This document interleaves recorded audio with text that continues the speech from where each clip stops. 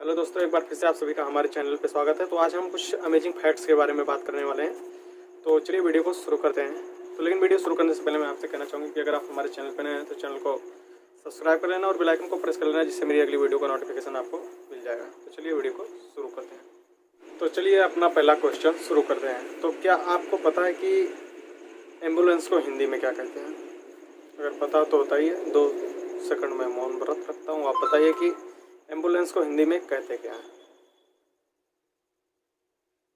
नहीं मालूम? तो चलिए मैं आपको बताता हूँ एम्बुलेंस को हिंदी में क्या कहते हैं। तो देखिए, एम्बुलेंस को निश्चययान या रोगी वाहन कहा जाता है।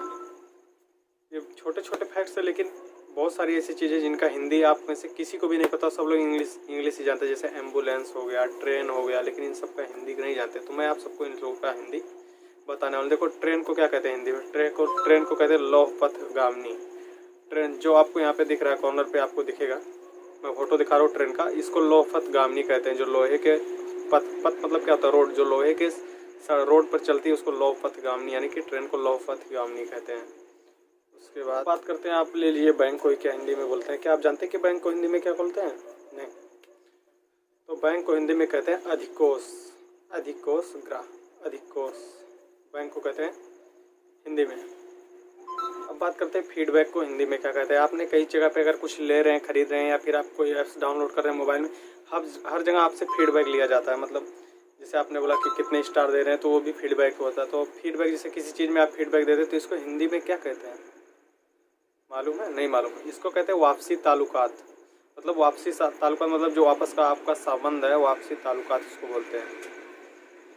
तो आगे इसको क्या कहते हैं, क्या आप जानते हैं? पुलिस। पुलिस को कहते हैं जनरक्षक या फिर आरक्षी कहते हैं। जनरक्षक या आरक्षी कहते हैं पुलिस को। सबसे और महत्वपूर्ण और ज़रूरी कि इंटरनेट को क्या कहते हैं? है जवाब। आप ये वीडियो भी इंटरनेट की मदद से देख पा रहे हैं, लेकिन इंटरनेट को हिंदी में क्या कहते हैं, क्या आपको पता है? इंटरनेट को हिंदी में अंतरजाल कहते हैं। अंतरजाल, जो आपस में जुड़े हों, एक दूसरे से आपस में जुड़े हों, उसे ही अंतरजाल कहते हैं। लास्ट में आपके लिए एक क्वेश्चन मैं छोड़ दे रहा हूँ कि ब्यूटी पार्लर को हिंदी में क्या कहते हैं?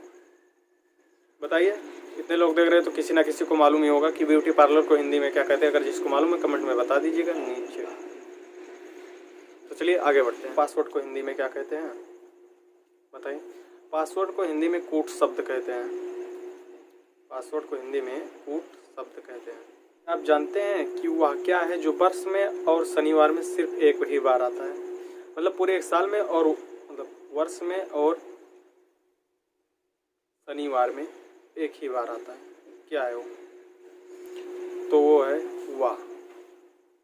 शब्द शनिवार का वाह और वर्ष का वाह, दोनों में मिला के आप समझ गए होंगे कि वाह मतलब क्या है।